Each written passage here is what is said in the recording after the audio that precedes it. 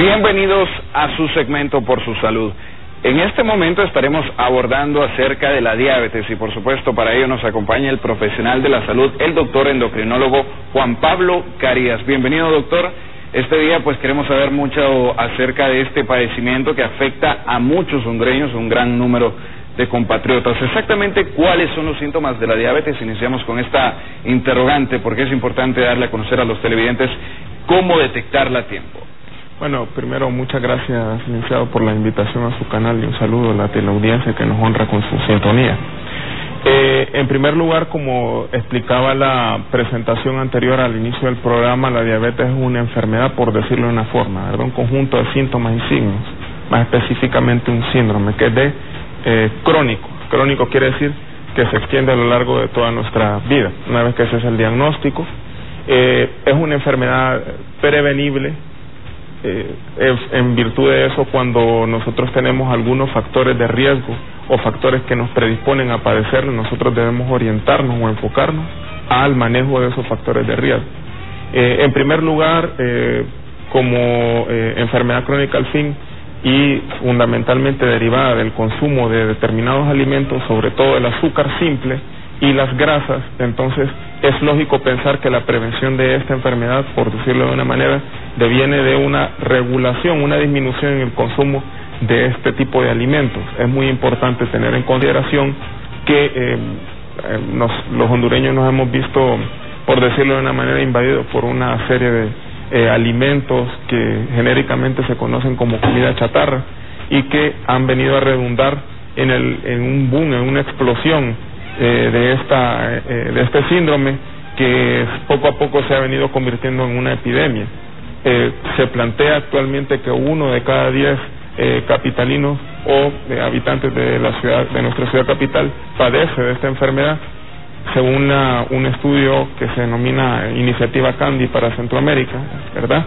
Tiene una prevalencia alrededor del 10% en nuestra ciudad, y eso es muy preocupante, por lo que yo, a partir de este medio de comunicación, quisiera hacer un llamado a la conciencia de nuestros compatriotas para que regulen el consumo de estos alimentos altos en azúcar, altos en grasa, que pueden traer como consecuencia el aparecimiento de esta enfermedad. Yo quiero decir que esta es la primera y, por decirlo de una manera más importante, causa del aparecimiento de la misma. Bueno, también tenemos las líneas habilitadas, doctor, principalmente para que los televidentes puedan hacer sus interrogantes. Están apareciendo en su pantalla. Llámenos para que usted pueda hacerle sus preguntas al endocrinólogo Juan Pablo Carías y por supuesto él estará respondiendo.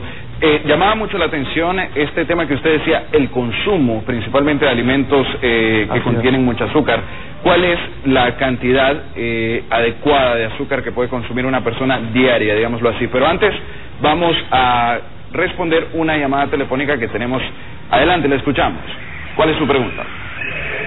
Sí, fíjese que yo pregunto porque, mire, a mí hace 15 días me quitaron las pastillas que tomaba, metformina de 1000 y una glibenclamida, pero ahora dice la doctora que se me empezaron a dañar los riñones. Entonces, ¿qué puedo hacer? Yo estoy tomando medicina natural.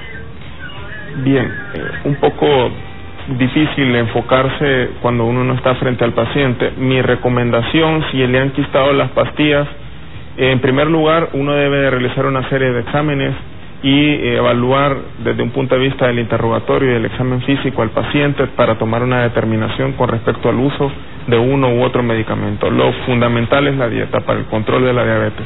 Luego existen opciones farmacológicas como ser los antidiabéticos orales, en este caso la glibenclamida y la metformina, y en última instancia, cuando se decide omitir el uso de estos medicamentos por determinadas circunstancias particulares del paciente, queda como última instancia el uso de insulina, ¿verdad? Usar insulina no es sinónimo de estar grave, no es sinónimo de ser terminal. El uso de la insulina en algún momento de la enfermedad es necesario y es importante. Entonces, yo quisiera manifestarle que, de acuerdo a los resultados de los exámenes, uno siempre valora el uso de este medicamento, por decirlo de una manera, en realidad es una hormona, pero medicamento para los fines prácticos, para controlar o para poder regular las concentraciones de glucosa. Si hay un daño en los riñones, progresivamente se puede hacer necesario o definitivamente se puede hacer necesario el uso de la insulina para controlar la diabetes. Tenemos otra llamada telefónica. Adelante, le escuchamos. ¿Cuál es su interrogante? Muy buenas tardes, doctor.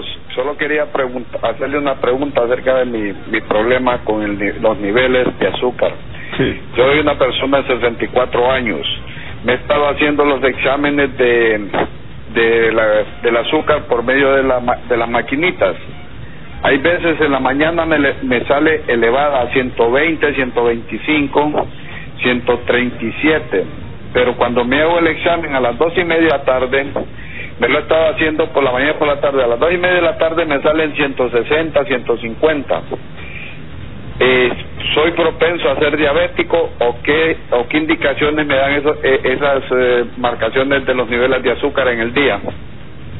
Bien, si usted todavía no tiene el diagnóstico de diabetes, lo recomendable, señor, es realizarse un examen que se llama glucemia o glucosa en ayunas, o un examen de laboratorio en sangre venosa, es decir, hacen una extracción en sangre venosa. Lamentablemente la glucosa capilar, hacérsela con una maquinita no implica un diagnóstico de diabetes. Por tanto y demás impera la realización de ese examen y posteriormente se puede realizar lo que nosotros en medicina denominamos prueba de tolerancia a la glucosa oral. La prueba de tolerancia a la glucosa oral consiste en una extracción completamente en ayunas, luego le dan de tomar una sustancia azucarada, por decirlo de una forma, y a las 2 horas de haber iniciado o a las 2 horas del consumo de la sustancia azucarada se le hace una segunda extracción para medir los niveles de glucosa y posteriormente se decide la realización de un examen que se llama hemoglobina glicosilada A1C% para completar el diagnóstico. Estos 3 exámenes son los que a nosotros nos ayudan a determinar si usted padece o no de diabetes, porque definitivamente el paciente puede o no tener síntomas sugestivos de diabetes, lo que no implica que no se pueda realizar el diagnóstico o no se deba de confirmar el diagnóstico con estos exámenes. Tenemos una tercera comunicación por parte de uno de nuestros televidentes que continúan llamando principalmente para despejar todas sus dudas en torno a este padecimiento. Adelante, le escuchamos.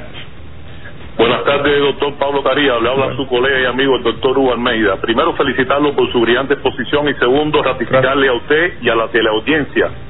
Efectivamente, yo soy paciente suyo y a punto de partida de la dieta y los ejercicios que usted me puso, tengo hoy los niveles de glicemia adecuados. Lo felicito, mi hermano. Muchas gracias, doctor. Un cordial saludo a usted. Bueno, esto de la prevención es importante, sin embargo también hay algo que abordar. ¿Qué pasa cuando ya el paciente tiene la enfermedad? ¿De qué forma tiene que cuidarse para evitar problemas futuros? Pero antes vamos a responder una nueva comunicación. Adelante, le escuchamos. Doctor. Salud. Adelante, le escuchamos. Adelante. Y quería saber por qué siempre un diabético pierde un pie y se muere a los 6 meses de cortar el pie.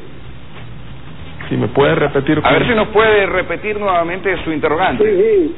Cuando a un paciente le cortan un pie, ¿cuánto tiempo puede durar vivo? Bien, para responder a su pregunta, creo entender que me habló algo acerca de la amputación. Sí. La amputación de un miembro, en primer lugar uno tiene que enfocarse en que el paciente debe de realizársele un control correcto de sus niveles de glucosa. En primer lugar, la dieta, si se puede realizar una práctica de ejercicios programada de acuerdo a las características del paciente, eso en primer lugar se denomina cambios terapéuticos en estilo de vida. Y en segundo lugar, el uso de fármacos antidiabéticos orales y o el uso de insulina en sus distintos tipos. El control del azúcar es preponderante o importante para poder evitar una nueva amputación. El hecho de que tenga una amputación no quiere decir que usted se encuentre o el paciente que usted me plantea puede encontrarse en un nivel terminal, ¿verdad? Se puede prevenir fácilmente, pero hay que ser enérgico en lo que yo le acabo de mencionar y lamentablemente el hecho de tener una amputación es un factor de riesgo para para el aparecimiento de una úlcera, lo que no implica que vaya inevitablemente a aparecer si usted se controla bien su azúcar. Y seguimos escuchando las interrogantes de los televidentes en torno a la diabetes. Tenemos una nueva comunicación, adelante, la escuchamos.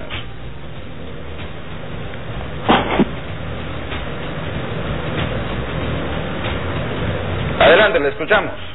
Sí, gracias. Mire que siempre que me hago los exámenes en ayunas, por sangre, me sale 129, 130, 131, ha sido lo máximo. Entonces, ¿qué diagnóstico tengo yo, doctor? Bueno, realizar un diagnóstico, ya le digo, implica una serie de pasos muy importantes. Según los consensos internacionales, el diagnóstico de diabetes mellitus sobreviene cuando se realiza una glicemia mayor o igual a 126 miligramos por decilitro. Es recomendable realizar el examen que yo le acabo de mencionar anteriormente, que es la prueba de tolerancia a la glucosa oral, o como se le conoce también en otros términos, curva de glucosa, ¿verdad? Para poder, y la hemoglobina glicosilada A1C, para poder confirmar el diagnóstico de diabetes mellitus en el caso particular que usted me plantea, ¿verdad? Bien, gracias por su comunicación. Tenemos más interrogantes por parte de los televidentes. Adelante, le escuchamos.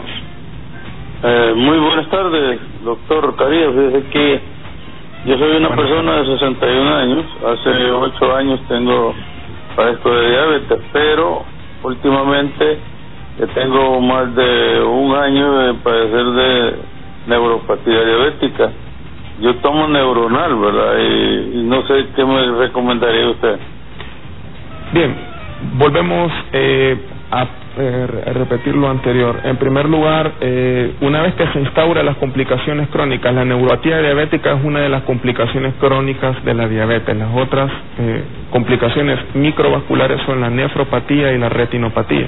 La nefropatía es la principal causa de insuficiencia renal crónica a nivel mundial y la retinopatía es la principal causa de ceguera a nivel mundial. La neuropatía diabética es la principal complicación crónica en el paciente con diabetes. Lo que yo le recomiendo es un control muy estricto o un control de acuerdo a sus características de la diabetes mellitus. Luego, existen fármacos que si se presenta dolor a consecuencia de esta neuropatía diabética pueden ayudar a regular o a modular este síntoma. La pregabalina es el fármaco que tiene uno de los fármacos que tiene nivel de evidencia A, junto con la duloxetina. También existen otros fármacos como la gabapentina muy efectivos, ¿verdad? Yo le recomendaría en primer lugar la realización de los exámenes completos y en dependencia de su control metabólico, es decir, del control de su azúcar, se puede realizar la instauración de este tratamiento que yo le acabo de plantear. Bueno, hemos querido realmente hacerle varias interrogantes, doctor. Sin embargo, esto es para darle la oportunidad a los televidentes para que ellos puedan hacer sus preguntas respecto a esta enfermedad. Y tenemos una nueva comunicación. Adelante, le escuchamos. Aló. Buenas tardes. Buenas tardes. Adelante. Mire, soy una persona de 65 años, pero mire, yo no padezco de diabetes. Yo me he hecho los exámenes, pero yo lo que tengo ahora es una amargosidad en la boca.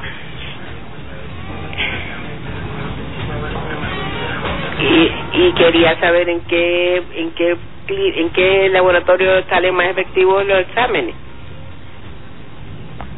Bien, para responder a su pregunta, es un síntoma, lo que usted me acaba de mencionar ahora es un síntoma bastante inespecífico, es decir, que puede presentarse en un espectro bastante amplio de enfermedades, no necesariamente la diabetes. Como le explicaba anteriormente, el diagnóstico de la diabetes discurre por la realización de los exámenes.